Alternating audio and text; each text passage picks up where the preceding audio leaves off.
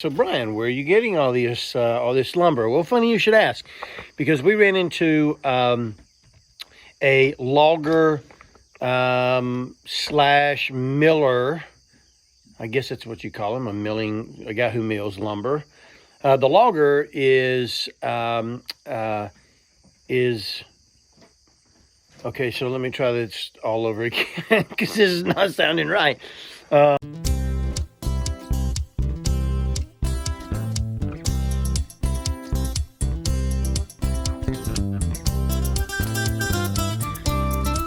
What's up, everybody? This is Brian and Karen from the Little Orchard Farm. We want to welcome you to today's video. Last week was the first week that we did not post a video, and I had withdrawals, I think. But no, last weekend, Karen and we celebrated our 23rd anniversary. And to be honest with you, we were out here and we did do some work. One of the main things that we were wanting to accomplish was to begin working on the ceiling insulation. And, well, let me just show you what happened with that. Man, we were all geared up to come out this weekend and attack some of the ceiling insulation, but I messed up.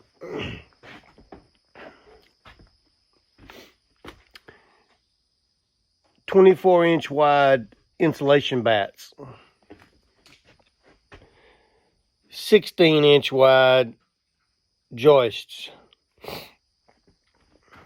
I got the wrong stuff. So we got the wrong stuff. We now have the correct stuff, 16-inch on center or 16-inch width bats. And so we are going to get started insulating the ceiling today. However, there was a lot of other stuff that did go on. We actually did a little work underneath the house to insulate our PEX piping with some insulation wrap. I'll show you a little quick clip of that. Here's Karen snapping a few of them on right here.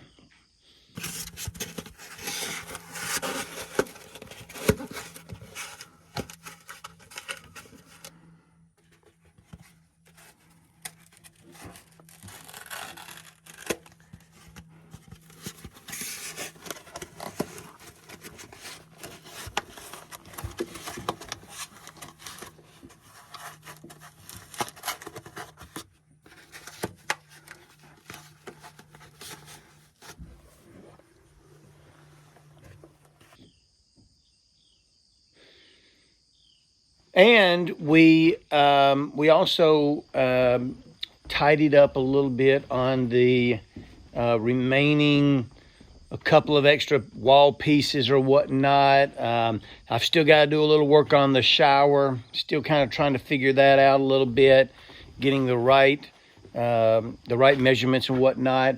And then lastly, the big thing here is this tankless water heater.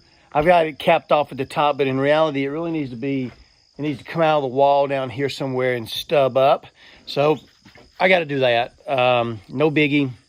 But our task is to get the insulation knocked out. So yeah, it's a lot to do. Let's do this.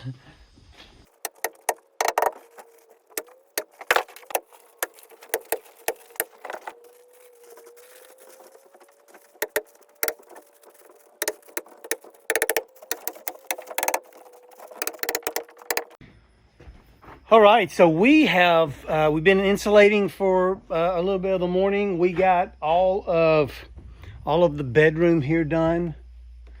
Boom. And all of the bathroom here next door. And actually you can see it up here as we've been running across. So I've got to get up there and do a little fluffing, like right there. I got to fluff that one up a little bit. But all the rest of these look pretty good. Some of these I just need to rearrange, make sure they're in there really nice. Obviously, I will be bringing one from the top down, right? So this will be all insulated as well. And that whole cavity will then be insulated from inside.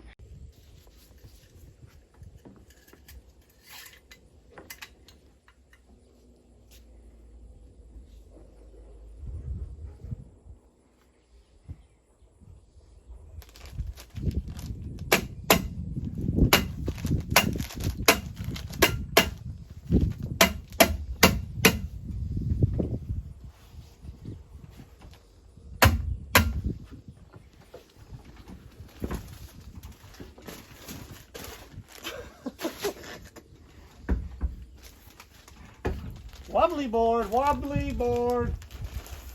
All right, so we have completed this whole side. Got the other bedroom here. I showed you one bedroom earlier. We got the bathroom right next door, and pantry's done. And here, now the only reason I left this run here undone is because I've got to add an attic access. And so I've got to cut, this guy right here. And so I'm going to remove some of this. Cut it, add in my 2x4s. I forgot all about that. Forgot all about adding my little attic door access. We're not doing the ladder, the pull down ladder stuff. We just need a hole that if we needed to get up in there, we could get up in there, wiring, whatever the case might be. So yeah, I got that to do. So that's the reason I left those two. So we're done with that for the day. But we have a little bit of time left, and so I'm going to play with the shower here in a minute. I'll show you what I'm doing over here. But in the meantime, you can see Karen's actually doing a borax treatment. And let me see if I can show you. Essentially, we went out and we got this hot shot. And all it is really it's boric acid. It's boric acid, right there, boric acid. And essentially any sort of like ants or cockroaches or palmetto bugs or water bugs or whatever the case might be, if they come in and get behind the wall, then this sitting on the bottom plate will get them and it'll kill them. And so she's going to go around and just do all the way along the bottom. I'll come back later and I'm going to throw some of this Dynaflex along the bottom as well, so that I will try to seal off the very the bottom plate from the floor, the OSB on the floor. So you don't think about bugs being able to crawl into spaces as small as that, but there's ants. There's ants moving right along the bottom. How'd they get in? They came right up under that bottom plate. And so I'm going to come back through with a caulk, the Dynaflex 230, which is an expandable caulk. And the reason why they like this, why this is preferred, is that as your house, kind of swells and shrinks with the temperature, with the humidity, or whatever the case might be, the seasons, this stuff retains its elasticity the longest, so it'll kind of flex. It's got elastic, really good elastic characteristics. So while she's doing that with the boric acid, I am actually in here in the shower, and I'm trying to finish up connecting this shower. I had to go back and get a couple of other little pieces, connecting the roughing control mechanism here with my hot water and cold water.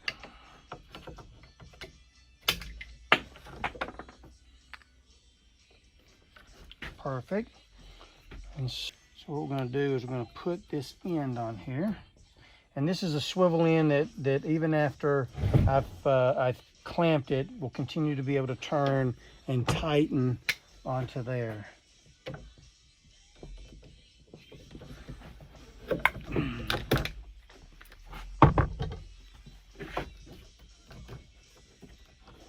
Got a little bit more to play with, it looks like.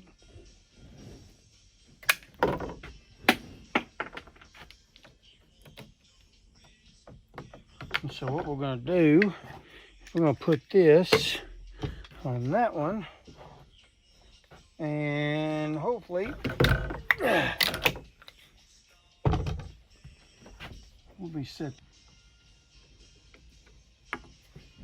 I think that's close enough. Not sure how exact you have to be on this.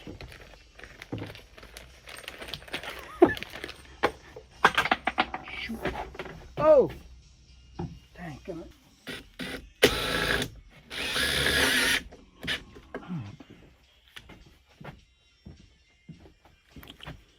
All right. I'll come back in once I figure out the positioning on the depth of this guy right here. I don't know how much it needs to be protruding out. I'll have to figure that out. But I got everything locked in. Hey, I want to thank everybody for all the comments that you're asking across our videos. So awesome. One of the questions that was asked was, what are we going to do about the area that overhangs the porch here? Well, we're going to do tongue and groove pine on this, and I'll put a little picture of it up right here in the corner of the screen. And we're going to have it with a V-groove cut in it, so it will have a nice profile when we get it done. So you may be asking, where are we getting the lumber? And what I've done is Karen and I went and visited the Amish community in Etheridge, Tennessee.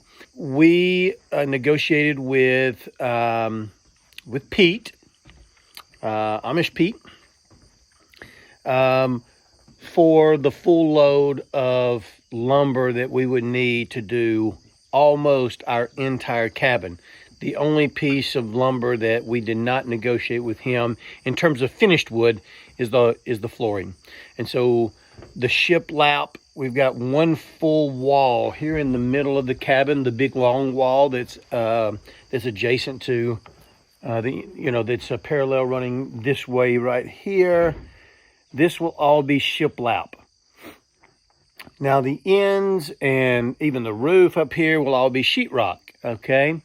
We've got 2 accent walls in the bedrooms that are also going to be shiplap, and so we'll take care of those as well. Those will be 6-inch shiplap. This here is going to be 8-inch shiplap, so a little bit of difference there.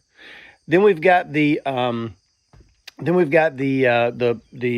board and batten for the outside of the house. And so we'll have board and batten. Now, the really cool part about this is, and I'll see if I can find a picture and stick it up right over here, is that the batten for this wood is actually cut, or what they call molded into the actual board. And so you don't have to put all the board up and then come back and individually attach the battens. It's all built in, and it looks awesome. Now, granted, we're going to be getting pine, and so we're going to paint the cabin, and it's going to be, I think, we're going to paint it white, and so we'll have the old farmhouse look of a white exterior with the green roof, and we will paint or stain the porch here, as well as the underside of the porch ceiling. So that's what we're doing. Thank you for the comments. Love getting the questions. Love getting ideas and things about what we're doing. Recommendations and hints. Greatly appreciate that. Thank you very much. And by the way, if you're not already subscribed to our channel, think about subscribing. Pop that button down below. Ring that bell, and you'll get notified of when all of our videos are coming out. Typically once a week. We greatly appreciate all of you who are following along on our journey. Thanks a lot. Hey, let's get busy now. We found that setting up the walkboard between 2 ladders seemed to be the easiest way to set this thing up to where it was most quickly mobile. We could move it around and get it reset up. The ladder on the right side has a clamp on it that's clamping the walkboard down to the frame so that the walkboard doesn't slide or slip. And so, yeah, to move this thing, we would just simply move each side over one one stud level, or one stud gap. But the tilt on it allowed me to walk at essentially the same angle that the roof line was erected, and so it made it really, really easy for me to get up and nail it onto the ceiling. So that's the reason why you kind of see the crooked board. It worked pretty good for us, redneck style, of course, living and learning.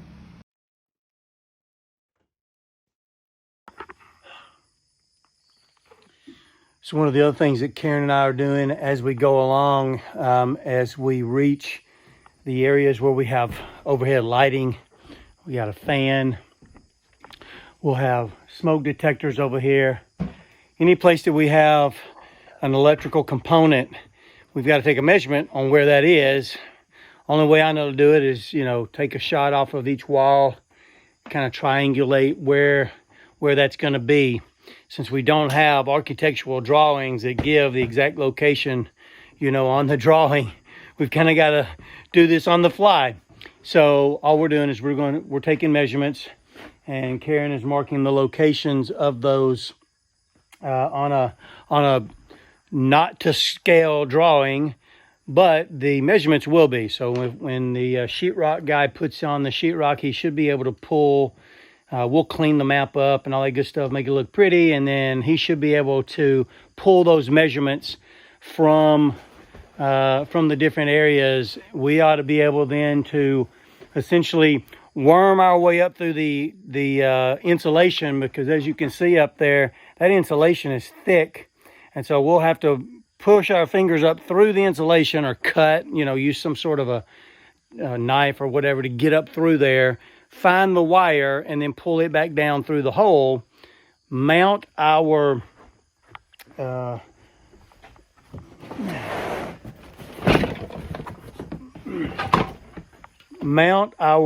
gang boxes. So these are the ones that essentially you put in after you put the drywall up, right? So these little lips right here, you tighten those screws up on the front, and it pulls that lip up and locks it into place on the drywall. And so, and then that way you can put your LED lights and whatnot. But you got to be able to get that wire through the hole. So that's what we'll do when we come back after the drywall is installed, is we'll try locating those wires, cut out our hole in the sheetrock, insert the gang box or the light box, and go from there.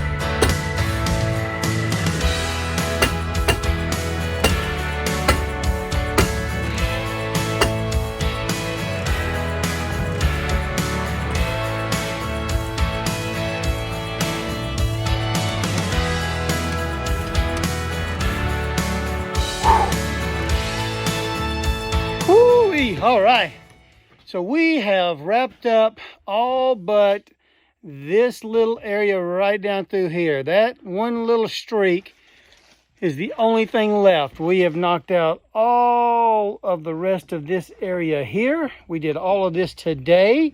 Awesome, awesome. So now the only thing left is that one little strip right here.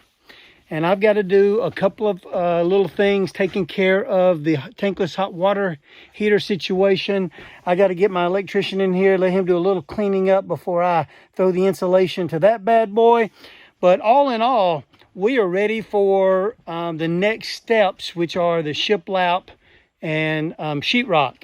Now, we can go ahead and do a little bit of our board and batten as well on the outside, which I am going to do simply because I need to go ahead and get this back corner done so that we can get electricity in here. They'll come and set the socket if I will simply have the the service box ready. And so we'll set that service, the meter socket, for them to come and do that the next time. So we really are moving right along. The next few things will be obviously interior, the sheetrocking and so forth. We've got flooring on the way this week. That's going to be exciting. All kinds of things really starting to culminate and move a little bit faster here as we take care of some of the slower things, which the insulation took us 2 weekends, and we still have one little strip left to go. So that one slowed us down a little bit. But to any extent, thank you very much for coming along on the journey with us as we continue to build our modern homestead, man, from the ground up, starting with our very own cabin. We certainly hope that you guys have a wonderful week. We hope you have a blessed week. And until we see you again, we will see you.